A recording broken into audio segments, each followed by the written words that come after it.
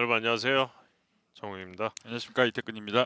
네, 이제 프리미어 12 대회는 남았습니다만 우리 대표팀의 일정은 이제 마무리가 됐습니다. 마지막 리뷰를 해 보겠습니다. 3승 2패 그리고 3위를 확정을 했습니다. 좀 총평을 좀 부탁드릴게요. 총평이요. 네. 제가 오프닝에도 말씀드렸는데 결국 대표팀에 정상적으로 좀 들어와야 되는 선수들이 못 들어오면서 전력이 그렇게 100%의 전력은 아님에도 불구하고 지금의 어떤 멤버로서는 저는 분명히 득과 실은 있었다라고 생각이 듭니다. 좀 긍정적인 면은 그래도 우리의 젊은 선수들, 지금 경험이 많지 않은 이 젊은 선수들이 가서 일본에서 리그를 압도하는 선수들 상대로 좋은 결과를 또 만들어냈고요. 지금의 어떤 멤버로서는 너무 저는 칭찬해주고 싶은 그러한 프리미어 12가 됐다라고 생각이 듭니다. 네. 결과 보시겠습니다. 이번 대회 결과 11월 13일부터 시작했던 이번 대회는 패배로 시작을 했어요. 이 첫 단추가 너무 아쉽죠. 첫 단추가 너무너무 아쉬운 결과가 됐습니다. 그리고 쿠바 상대 승리를 거두고 일본전에서 실력 차이는 분명히 있었는데 우리도 이길 기회가 있었고 근데 이제 결국에 패배라는 결과를 받아들이게 된 게 또 아쉽고 그리고 도미니카 공화국과의 경기에서 거의 뭐 이 경기는 어렵다 했던 경기를 또 잡은 이 경기 같은 경우 또 대역전승을 0대 6에서 9대 6까지 대역전승을 거두는 또 우리 저력을 한 차례 또 확인을 했습니다. 그리고 마지막 경기 방금 끝난 경기에서 5대 2 석점 차의 승리를 거뒀습니다. 이 대만과의 경기가 참 이게 두 번의 기회만 있으면 참 좋겠는데 아니 대만과의 경기가 제가 좀 생각이 나는 경기들 좀 돌이켜 보면 그 자카르타 팔렘방 아시안 게임 그때도 첫 경기에 대만전에서 좀 아쉽게 패하고 그리고 지난 히로시마 때도 대만전 참 아쉽게 첫 경기 패하고 이 첫 경기가 좀 징크스가 되고 있는 게 너무 좀 안타깝단 말이에요. 그리고 WBC 때도 첫 경기가 호주전. 오늘 멤버들과 거의 비슷했던 그 멤버들이었는데 그 경기도 역시 첫 경기에 패한 게 너무 큰 충격이 됐고 이 첫 경기 징크스를 다음 대회 때 뭐 어떤 대회가 됐든 간에 좀 날려버렸으면 좋겠습니다. 솔직히. 예. 국제대회에서는 어쩔 수 없이 첫 경기에 어떤 흐름이 이어질 수 있는 경기잖아요. 예. 그렇기 때문에 뭐 중요할 수밖에 없고 국제 대회에서 물론 첫 경기에 패하고 나서 뭐 좋은 성적을 거뒀던 경기들도 있습니다. 하지만 저는 제가 또 속해서 경기를 했던 베이징 올림픽을 말씀을 안 드릴 수가 없는데 첫 경기 미국과의 경기였는데 그 경기에서 이기고 있다가 지고 있다가 다시 역전을 하면서 우리가 분위기를 가지고 오면서 또 연승 신화를 또 이뤘잖아요. 그만큼 이 분위기를 타는 첫 경기는 중요할 수밖에 없습니다. 그리고 이제 다시 붙을 기회가 없어진 게 다시 붙으면 이길 수 있어. 이건 뭐 제 생각이고. 예. 뭐 리그 경기가 아니기 때문에 그러니까요. 예. 아마 단 한 번의 승부죠. 글쎄요. 뭐 쿠바나 도미니카 같은 경우는 모르겠는데 오히려 뭐 여러 경기를 하면 쿠바나 도미니카는 우리가 뭐 쿠바 같은 경우는 몰라도 도미니카 공화국 같은 경우는 조금 좀 우리가 열세에 있을 수도 있어요. 예. 쿠바는 아마추어 팀끼리 붙으면 우리가 최근 들어서 계속 연승을 하고 있기 때문에 쿠바보다는 우리가 좀 강해 보이고 근데 대만 같은 경우는 글쎄요. 뭐 10번 경기를 하면 우리가 6, 7번은 이길 것 같은데 그렇습니다. 뭐 근데 전력 차이가 우리가 뭐 밀리지 않는 뭐 일본은 좀 상황이 좀 다르긴 하지만 뭐 대만 같은 경우에는 말씀하신 것처럼 뭐 10번 중에 6, 7번은 이길 수 있는 그 전력이었기 때문에 그 첫 경기가 더 아쉬울 수밖에 없죠. 많이 아쉽죠. 네. 근데 확실히 대만 같은 경우도 불펜 투수들의 발전은 인정을 해야겠더라고요. 뭐 나오는 투수마다 다 150 넘게 던지니까요. 불펜 투수도 마찬가지고요. 그리고 제가 어제 경기에서도 말씀드렸다시피 이번 프리미어 12에 대해서는 저는 뭐 긍정적인 거를 계속 좀 말씀드릴 수밖에 없습니다. 결국 나라마다 어떤 고유에 가지고 있던 어떤 야구의 분위기가 많이 달라졌다라는 거가 확실히 이번 프리미어 12를 통해서 저는 좀 깜짝 놀랐던 그런 부분들입니다. 예. 대만에 특히 이 지금 우리만 만나면 뭐 10년 전으로 돌아가면 이제 천권이라는 선수가 우리 만나면 계속 올라와서 이 선수 애 먹다가 결국에 뭐 우리가 승리를 많이 거두기는 했지만 지금 이제 또 린유민이라는 선수가 나와서 맞아요. 예, 극복해야 됩니다. 뭐 다른 방법이 없습니다. 예. 비조 순위 그래서 이제 대한민국은 3위를 확정을 하게 됐습니다. 아쉽게 3위. 예. 안타깝지만 받아들여야죠. 그러면서 최근 국제 대회에서의 성적이 아쉽죠. 예, 월드 베이스볼 클래식이 3회 대회부터 가장 최근 있었던 5회 대회까지 1라운드에서 계속해서 지금 탈락하고 있습니다. 도쿄 올림픽에서 이때도 3, 4위전이 이제 도미니카 공화국과의 경기였는데 그 경기에서 이제 패하면서 4위가 됐고, 근데 사실 이 경기 같은 경우는 도미니카 공화국 만나기 전에 한일전에서 참 많이 하신 거 보는. 그때도 너무 아쉽죠. 저는 이 발 하나. 저는 어제 경기가 끝나고 나서 그런 생각이 좀 들더라고요. 과연 이 국가대표 경기의 리빌딩, 국가대표 경기의 리빌딩이라는 게 뭘까? 그리고 지금의 이 선수들이 WBC 그리고 올림픽에 가서 이 멤버가 그대로 나가냐? 사실 그렇게 안 되거든요. 아니죠. 네. 예. 그래서 그런 부분이 좀 아쉽긴 했습니다. 예. 자, 그러면 1차전부터 오늘 있었던 5차전까지 가장 그 결정적인 그 경기에서의 결정적인 순간들을 한번 모아봤습니다. 1차전 대만전 같은 경우는 2회였죠. 2회 고영표 선수가 2명의 천씨에게 홈런을 허용을 했어요. 천천웨이에게 말로 홈런 허용하고 천재슈엔 선수에게 투런 홈런을 허용을 했습니다. 이 참 안타깝죠. 사실 고영표 선수가 세 타자에게 연속해서 장타를 허용한다라는 생각을 하기가 어렵죠. 어렵죠. 네, 어렵죠. 근데 그거는 한번 생각을 해봐야 됩니다. 이 모든 팀들이 뭐 대만뿐만 아니라 이 모든 팀들이 와, 저는 우리에 대한 전력 분석이 이 정도로 잘 되어 있을까라는 생각을 계속해서 좀 들더라고요. 네. 그리고 고영표 선수가 뭐 오늘 경기에서도 저는 느꼈지만 뭐 9위 그리고 본인이 가지고 있는 그 상하의 무브먼트 전 나빠 보이지 않았거든요. 결국 한 포인트 스트라이크라고 만약에 콜을 해줬으면 상황이 어떻게 변했을까? 계속 그 생각이 나는 거예요. 9번 타자 상대할 때 스트라이크거든요. 그렇죠. 최소한 그 3개 중에 2개 정도는 그런 점들이 참 많이 아쉽습니다. 참 많이 아쉽고 그래서 자꾸 좀 사람이 좀 간사하게 ABS가 좀 생각이 나더라고요. 네. 이태근 위원은 그 말로 홈런부터 좀 아쉬움이 남고, 저는 그 말로 홈런을 허용하고 나서 2번 타자에게 2루타를 허용해. 전 사실 그 처음에 타구 맞아 나가는 걸 보고는 이거 리플레이인가 했어요. 그렇죠. 이거 리플레이인가? 이거 리플레이인가 그랬는데 그건 안 넘어가서 좀 힘든가? 고영표 선수가 조금 힘든가 이 생각을 하고 있는데, 그 당시에 이제 이순철 위원께서는 최소한 그 타이밍엔 좀 교체를 했어야 되지 않나라는 그런 의견을 좀 피력하시기도 했고 그 다음에 결국 또 3번 타자에게 투런 홈런을 허용하면서 6대 0.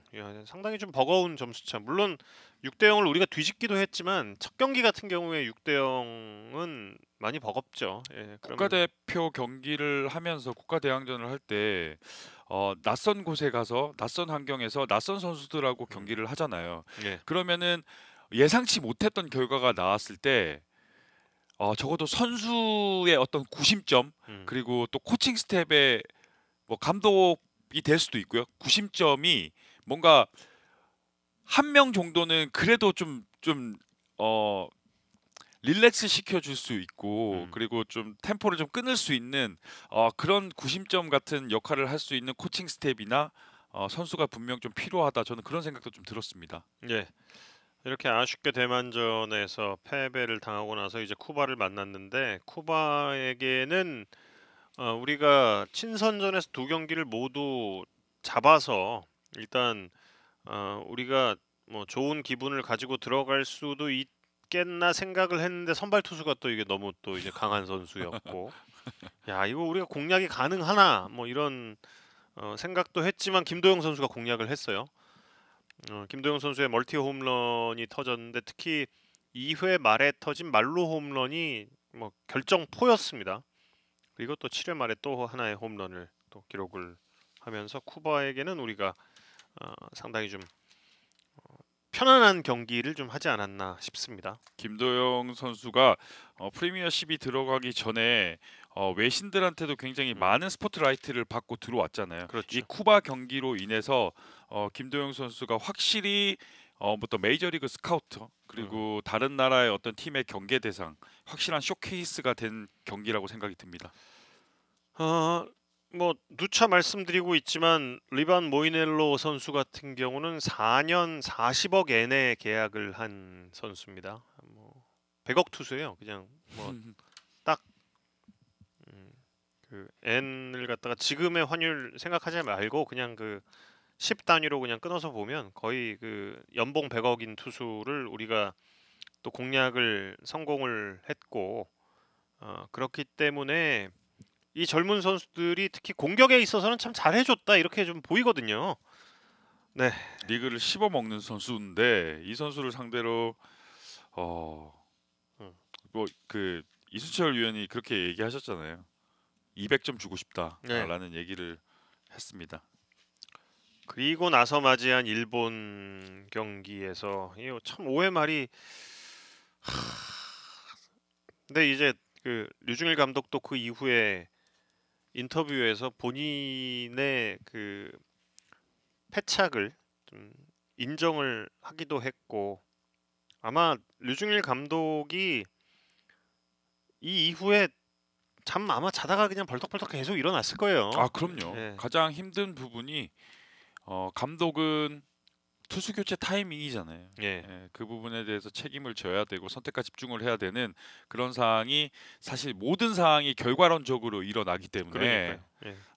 감독의 가장 힘든 부분은 바로 투수 교체입니다. 그때 이야기를 했듯이 곽도기 선수가 마운드 위에 있을 때 4번 타순일 때 교체 타이밍을 잡을 것인가 6번 타순일 때 잡을 것인가를 놓고 고민을 하다가 결국 그 한 템포를 어, 늦춘 것이 결국 역전을 허용하는 상황으로 가고 말았고 물론 뭐 거기서 4번 타순에서 교체를 했다 그래서 또 우리의 확실한 승리의 결과가 나올 수 있었냐 거기에 대해서는 뭐 누가 뭐 그 멀티버스를 산 사람이 없었기 때문에 모르지만 아쉬움이죠. 아쉽죠. 우리가 앞서고 있었던 상황이었는데 그 상황에서 결국 역전을 허용하고 그리고 또 이제 홈런을 7회 또 허용을 하게 된 게 내내 좀 아쉬운 그런 상황이 아니었나 합니다. 그리고 이어진 4차전 도미니카 공화국과의 경기에서 도미니카 공화국과의 경기에 참 이 야구가 참 재밌죠. 정말 어떤 상황이 벌어질지 모르고 이걸 만약에 그 이거 끝나고 나서 이태근 위원이 헤어지기 직전에 헤어지기 직전에 저한테 했던 얘기입니다. 만약에 그 당시 그 도미니카 공화국의 투수가 1루에 정확하게 6회 송구를 했으면 그 이닝은 끝나는 상황이었다. 그때 이제 최원준 선수의 주루 미스가 좀 있었잖아요. 네. 그 상황에서 실책이 나와주면서 우리의 대량 득점 그리고 또 8회 말에 우리의 역전까지 나왔잖아요. 이거는 정말 뭐 이 경기는 우리의 뭐 운명의 경기가 아니었나 그런 생각도 좀 듭니다.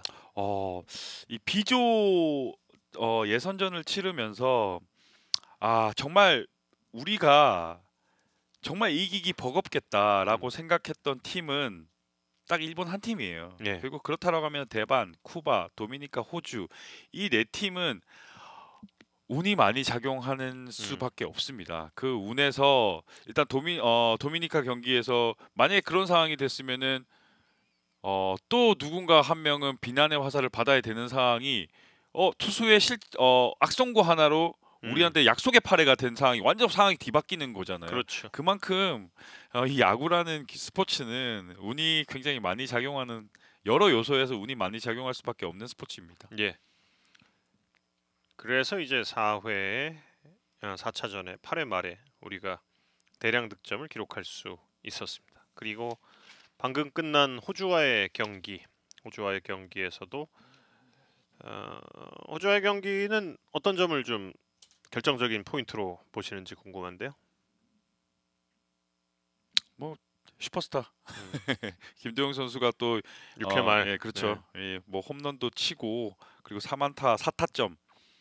김도영 선수는 확실히 이제는 이번 프리미어 12에 뭐 리그에서 뭐 압도적인 성적을 거둔 것도 있지만 대한민국의 타선의 리더 역할을 해줘야 되는 선수다라는 걸 다시 한 번 더 알게 된 그러한 경기가 됐습니다. 예.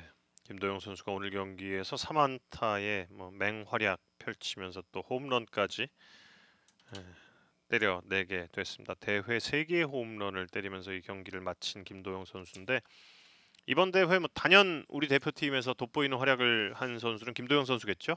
저는 지금 이 헤드셋을 쓰고 있기 때문에 현지 중계진의 이 내용들이 영어로 들리잖아요. 네. 저는 영어로 뭐 100% 알아들을 수는 없지만 경기 내내 우리 경기가 있을 때 이 슈퍼스타 김도영이 도영킴이라는 네. 이 멘트가 정말 귀에서 계속 들렸거든요. 움직이면 슈퍼스타예요. 그냥 김도영 선수의 이 움직이면 슈퍼스타. 슈퍼스타 도영킴 왼쪽으로 움직이면 슈퍼스타 도영킴 왼쪽으로 움직였다. 오른쪽으로 움직이면 슈퍼스타 도영킴 오른쪽으로 움직였다. 네. 숨만 쉬어도 하면 이제 슈퍼스타 도영킴 숨 쉬었다. 뭐 그 정도의 주목을 받았습니다. 박영현 선수 역시 대단했어요. 그럼요. 박영현 선수 또한 구위가 좋은 선수인 건 알고 있었지만 국제 대회랑 또 자국 리그의 경기가 페넌트레이스 경기는 좀 다를 수밖에 없습니다. 하지만 어떤 뭐 구속이나 구위 이런 거 말고요. 자기 자신을 마인드 컨트롤할 수 있는 강한 멘탈을 가지고 있는 그런 선수이기 때문에 국제 대회와 페넌트레이스 경기의 차이가 없다라는 점. 어떤 타자가 나오든 그냥 마지막 경기 마지막 이닝에서도 KKK 잡으면서 확실히 이 선수는 멘탈적으로 정말 안정이 돼 있는 선수구나라는 걸 다시 한번 느끼게 됐습니다. 박상환 선수 이야기하기 전에 투수 쪽으로 좀 맥을 이어가면 김서현 선수의 이번 대회도 참 훌륭했습니다. 만약에 김서현 선수가 저는 뭐 다른 젊은 선수들도 잘해줬지만 김서현 선수는 이번 프리미어 대회가 정말 큰 자양분이 될 것 같고요. 그리고 스프링 캠프에서 이번 다가올 스프링 캠프를 지나고 나서 내년 시즌에 만약에 김서현 선수는 더욱 강력해져서 리그를 압도할 수 있는 그런 퍼포먼스를 보여주지 않을까 조심스럽게 예상을 한번 해봤습니다. 네. 그리고 이제 박상환 선수에 대해서 좀 드릴 말씀은 이번 대회에서 14타수 5안타의 맹활약을 펼쳤는데 박상환 선수가 사실 대만전 시작할 때만 하더라도 스타팅이 아니었어요. 그렇죠. 예, 스타팅이 아니었는데 박상환 선수가 그 두 번째 경기부터 스타팅에 나서면서 뭔가 좀 공격의 물꼬를 확실히 좀 트기 시작을 했고 히로시마 아시안 게임 때는 반대였습니다. 히로시마 아시안 게임 때는 박성환 선수가 첫 경기에 초반에 나섰다가 김주원 선수가 나오면서 김주원 선수의 그때 이제 장포가 터지는 그렇죠. 그렇죠. 그런 내용이었고, 반면에 이번에는 박성환 선수가 공격의 활로를 뚫는 그런 활약을 펼치면서 두 선수의 이 색다른 매력의 경쟁이 앞으로 좀 국제 대회 때 계속 좀 이어질 것 같다, 그런 좀 생각을 하게 됐습니다. 사실 매력이 다르잖아요. 뭐 수비력도 두 선수가 매우 뭐 좋다라는 공통점이 있지만 타석에서는 완전히 좀 다른 성향이잖아요.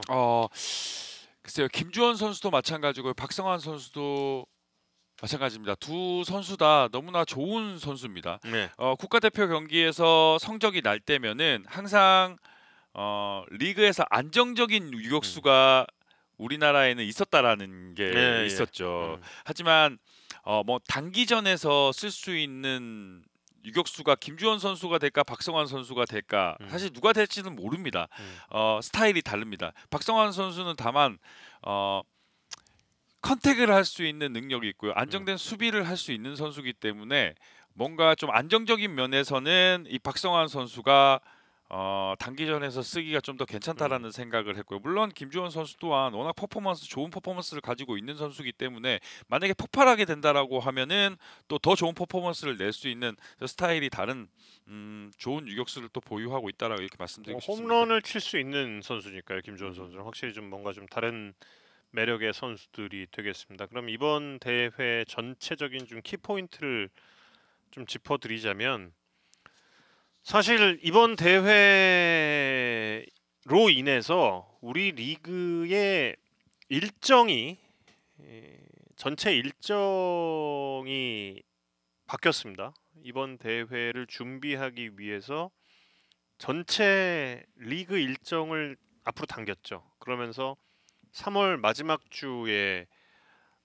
정규 시즌을 시작할 만큼 상당히 좀 전체 일정도 당기고, 여기에 그 올해 그 더블 헤더 일정, 그러니까 리그를 전체적으로 좀 빠르게 진행을 한 이유가 이번 대회를 준비하기 위해서였는데, 그렇다면 궁금한 점은 그렇게 리그가 신경을 썼음에도 불구하고 왜 라인업은 베스트가 아니었을까, 이런 생각이거든요. 물론 이제 그 준비, 이 추후에 있을 국제 대회들의 준비를 위해서 어린 선수 위주로 꾸린다라는 그런 명분이 분명히 있었는데, 과연 4년이 지난 시점, 혹은 뭐 2년 3년이 지난 시점에 새로운 선수들이 튀어나오는 경우도 분명히 있을 테고, 이 선수들이 기량 유지가 또, 물론 뭐 가장 좋은 것은 이 선수들이 성장을 해서 계속해서 대표팀으로 이어가는 것이 좋겠지만, 그렇지 못한 경우도 분명히 또 있을 거 아니에요. 그렇습니다. 뭐 일단 부상 선수가 많긴 했어요. 그리고 군사 훈련으로 빠진 뭐 강백호 선수, 김혜성 네. 선수, 박성우 선수도 있었고요. 멤버 구성 자체는 뭔가 변화가 될 수 있습니다. 하지만 제가 생각했을 때는 지금 가장 베스트인 컨디션, 그리고 가장 지금 활약을 할 수 있는 선수들을 지금 당장에 뽑는 것이 저는 팬들한테 좀 기대하는, 팬들한테 좀 보답을 하는 그런 거라고 생각을 했고요. 그리고 지금 비가 지금 오고 경기가 끝난 상태에서도 끝까지 응원을 해주시는 한국 팬분들을 보면서 저는 지금의 멤버 구성이 좀 더 베스트 퍼포먼스를 낼 수 있는 구성으로 가야 되지 않겠나, 이런 생각들이 계속 들더라고요. 네. 물론 뭐 부상으로 이제 빠진 선수들이 좀 선발들 중에서도 있었고, 그랬기 때문에 좀 아쉬움이 더 크긴 합니다. 예. 이건 한번 좀 짚고 넘어가고 싶습니다. 국가대표 경기에 예. 리빌딩이라는 게 있나? 리빌딩이 될 수가 있나? 국가대표 경기에 국가대표를 뽑는데 리빌딩이 될 수가 있나라는 그런 물음표가 계속 생기더라고요. 네. 뭐 이게 뭐 팀이라고 하면은 가능하죠. 누굴 키워야 되고 정말 젊은 선수가 미래를 위해서 뭐 이제 키워야 되는 선수가 있긴 한데 국가대표를 이 리빌딩은 전 사실 좀 물음표가 생겼습니다. 누가 국가대표 리빌딩이라 그랬어요? 지금 뭐 리빌딩 아 그래요? 예, 한다고 하지 않았습니까? 어, 뭐 그런 생각이 계속 그랬군요. 들더라고요. 네.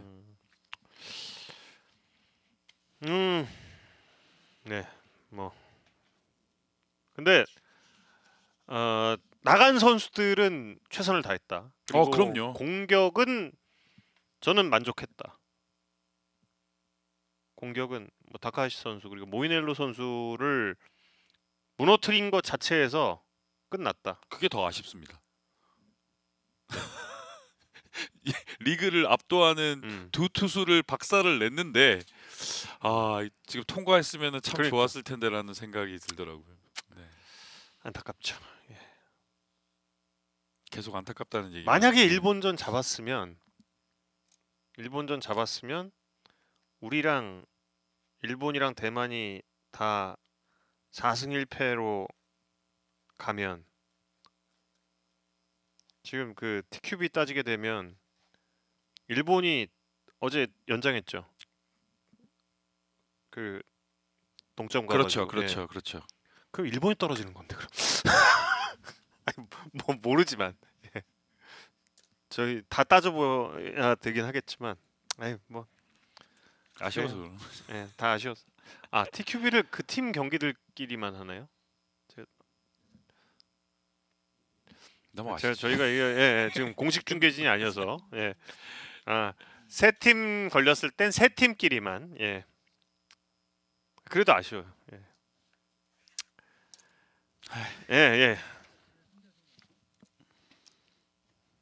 네, 그렇습니다. 원래 1원칙이 승자승인데 뭐 그렇긴. 그래서 이제 오늘 만약에 대만이 뒤에 이어지는 경기에서 지더라도 대만이 우리를 이겼기 때문에 대만이 가게 된 겁니다. 자, 그러면 두 번째 물음 던져보겠습니다. 대회 돌입해서 대회에서의 그 경기들 안에서의 준비는 과연 완벽했나? 이 점. 대만전에 뭐 여러분도 보셨다시피 상위 타선부터 중심 타선까지 쭉 좌타자였고 여기에 이제 고영표 선수, 물론 고영표 선수도 좌타자 상대 강한 면모가 있지만 그러면서 다시 한번 이제 교체 타이밍에 대한 그런 이야기가 나오게 되고, 그리고 언제나 이게 또 그 한일전이면 일본전은 왼손 투수라는 게 이제 또 공식처럼 돼버린 것. 이제는 근데 또 일본도 그렇게 좌타자가 많지는 않거든요. 그리고 한일전의 좌투수로서 마지막 승리를 거둔 게 2009년 베이징 김광현 선수예요. 2008년 베이징이겠죠? 2008년 베이징의 김광현 선수. 일본 타자들이 우리나라 자투수한테 약했던 점은 저는 일본 타자들이 컨택 유형의 타자들이 많았거든요. 그러니까 만약에 구속이 140대 후반이 나오는 우리나라 자투수, 자투수라고 하면은 뭐 김광현, 유현진 이 두 투수를 기준으로 잡았을 때 9위로 누른다라고 하면은 파울이 나거나 땅볼을 만들 수 있는 타자들이 전진 배치되어 있거나 대부분의 그런 타자, 뭐 3, 4, 5번 정도의 힘 있는 타자들 말고는 전부 그런 유형의 타자들이었습니다. 이치로 선수도 마찬가지고요. 하지만 이제는 일본 타자들이 뭐 과학적 접근과 그리고 운동에 대한 능력이 너무 향상되어 있기 때문에 결국 스윙 자체가 완전 바뀌었거든요. 이제는 홈런을 치는 타자들, 어떤 스윙의 타구 발사 각도를 낼 수 있는 타자들이 배치되어 있기 때문에 자투수, 뭐 우투수 이런 거 상관은 아마 안 할 거예요. 그러니까 이제는 이 공식이 좀 깨져야 한다. 대만전 사이담, 뭐 또 일본전 좌투수 이런 공식은 좀 깨져야 된다. 좋은 기억을 우리가 갖고 있던 좋은 기억을 빨리 좀 깨고 하는 게 좀 맞는 것 같아요. 그 기억이 벌써 15년, 16년 된 기억이 되니까 이건 확실히 좀 깰 필요가 있지 않나. 그 2015년에 프리미어 12에서 우리가 이길 때 선발 투수가 이제 같은 팀에 있죠. 예, 이대은 선수, 같은 팀이라고 하시면 최강력. 예. 물론 이제 이대은 선수 같은 경우도 그 경기에서 어, 빨리 내려갔죠. 예, 빨리 내려가긴 했습니다만 그래도 초반에 좀 경기를 할 수 있는 환경으로 좀 만들어준 점은 분명히 있습니다. 그리고 한 박자 늦은 투수 교체 타이밍의 경우는 류중일 감독도 본인이 이제 인정을 했고 그 부분에 대해서는 뭐 더 이상 저희가 이야기를 좀 할 필요는 없을 것 같습니다. 그렇다면 우리 야구의 국제 경쟁력은 어느 정도인가를 좀 짚고 넘어가긴 해야겠습니다. 류중일 감독도 이야기를 했습니다. 선발이 너무 빨리 무너지다 보니까 중간에서 계속 좀 과부하가 걸린다 이런 이야기를 좀 하기도 했는데 사실 다른 국가의 좀 파이어볼러 선발 투수들 특히 뭐 일본의 다카시 같은 경우는 굉장히 좀 부럽더라고요. 예. 많이 부러웠습니다. 예. 제가 경기를 하면서 최고 구속이 157, 156이 나오면서 이 스플리터가 150, 149, 148이 떨어지는 그런 볼들 사실 본 적은 없거든요. 리그에서도 본 적이 없고 그런 투수들이 없다 보니까 결국 국제 대회에 나가면은 그 압도하는 그 위력적인 그 투수들이 굉장히 생소하게 느껴질 수밖에 없고요. 좀 사실 야구를 보면서 상당히 좀 부러웠습니다. 네. 사실 평균 구속이 150에 가까운 우리 리그의 선발 투수는 딱 3명뿐입니다. 150에 가까운 선발 투수는 뭐 곽빈 선수 있고 안우진 선수 있고 그리고 문동주 선수가 있는데 문동주 선수가 부상으로 이탈을 하게 됐고 안우진 선수 뭐 추후에 어떤 결정을 하게 될지 모르겠으나 지금은 이제 군 복무 중이고 이전에는 또 뽑히지 않았었고 당연히 뭐 이슈로 인해서 좀 뽑히지 않았었던 상황이었고 곽빈 선수 152km 이번 대회에서 찍기는 했는데 자원이 없는 거예요. 그러니까 그렇게 선발로 150 가까운 공으로 계속 붙을 수 있는 선수들. 물론 박세웅 선수와 원태인 선수가 147, 8 가량의 그런 공으로 경기를 치르고는 있는데 두 선수도 이번 대회 뭐 나오지 못했었고. 구속의 혁명을 좀 말씀 안 드릴 수가 없습니다. 예. 미국 같은 경우도 마찬가지고 일본 같은 경우에도 마찬가지고 15년 전만 하더라도 구속 자체가 10km 이상이 빨라졌는데 우리나라 투수의 평균 구속은 조금씩은 올라가지만 아주 느리게 뭐 1, 2km 뭐 이 정도 매년마다 좀 올라간다라는 부분이 확실히 미국이나 일본에 비해서 우리나라의 투수들의 성장세가 느린 거는 사실입니다. 데이터적으로 나오는 게 사실입니다. 지금 우리 리그의 포심의 평균 구속이 지난 시즌 올 시즌 143, 144 정도 그 정도가 나왔는데 그런데 이제 그 대만의 대표 선수들 같은 경우도 나오는 선수마다 150 특히 불펜 선수들이 그렇게 던졌다는 점은 확실히 좀 우리도 좀 발전을 좀 해야 되지 않나 이런 생각을 많이 했습니다. 제일 시급한 게 어떤 거라고 생각하십니까? 근데 그 구속혁명이라는 게 우리가 노래를 부른다고 해서 이루어지지가 않으니까. 풀이 일단은 많은 자원이 있지 않기 때문에 그런 점도 있는 것 같고요. 저는 아마추어 이 학생 야구 어떤 시스템적인 적인 부분도 분명 문제가 있다고 생각을 합니다. 사실 공부해야죠. 공부하는데 지금 연습하는 시간도 좀 많이 줄어들고 있고요. 그리고 선수들이 야구에 대해서 좀 뭐 경기 수라든지 이런 부분이 상당히 작아질 수밖에 없는 그런 환경이라서 좀 여러 가지로 좀 과도기라고 생각을 하고 있습니다. 예. 150km 이상의 구위와 제구를 동시에 갖춘 선발 투수가 우리 리그에 존재하는가? 앞서도 이제 말씀드렸다시피 딱 그 손꼽힐 만한 선수들, 풀 자체가 너무 적다라는 점. 그리고 그 선수들이 국제 대회에서 이제 통할까 통하지 않을까. 이런 의문들. 글쎄요, 이번에 문동주 선수가 부상만 아니었더라면 한번 또 그런 검증을 받을 수 있는 시간이 됐을 텐데 그 점이 또 아쉽고. 그래서 이제 우리의 과제는 글쎄요, 우리의 과제. 네. 제가 왜 그러냐면 저는 방송국 사람이지 KBO 사람이 아니거든요. 근데 왜 우리가 우리나라 걱정까지 이걸 해야 될진 저는 뭐 모르겠습니다. 아니, 이태근 의원은 야구인이니까 우리의 과제, 관심. 관심. 네, 그러니까 지금 당장 성적이 좋고 성적이 아니죠.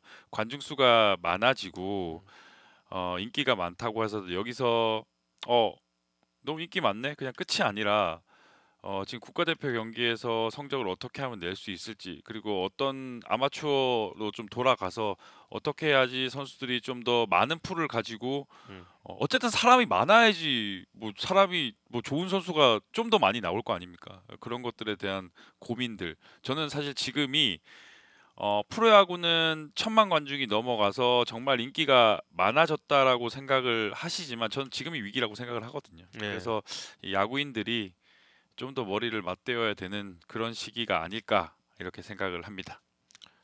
이번 대회를 앞두고 KBO 전력강화위원회가 2026 WBC와 2028 LA 올림픽에서 활약을 기대하는 20대 중심의 젊은 선수들로 예비 명단을 구성했다라고 밝힌 바가 있죠. 지난해 항저우 아시안 게임과 APBC에 이어서 앞으로 한국 야구를 이끌어가야 할 젊은 선수들이 프리미어 12를 통해서 한층 수준 높은 국제 대회에서의 경쟁력을 강화하는 데 목적이 있다라고 밝혔습니다. 이 목적을 여기에 해당하는 선수들은 충분히 달성을 했기를 바랍니다.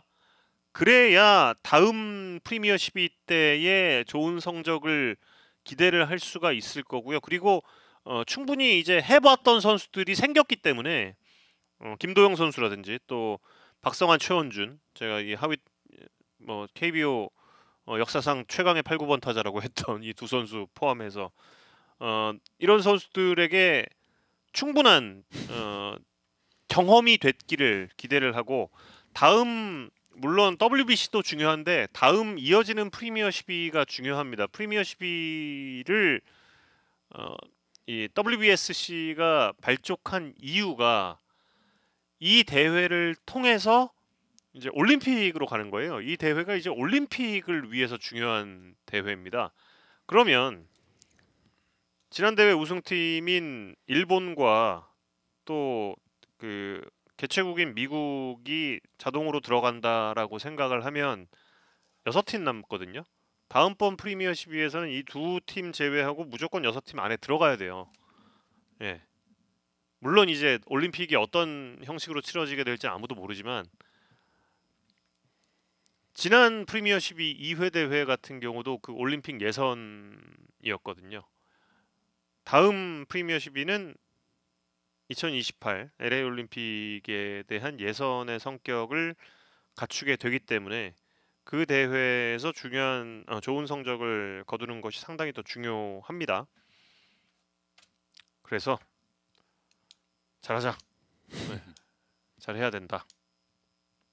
우리의 이 한정적인 자원들이 또 무럭무럭 성장해서 좋은 모습을 보여줄 수 있기를. 그리고 이번 대회에서 KBO 전력강화위원회가 의도한 그 소기의 목적을 달성했기를 기대를 합니다.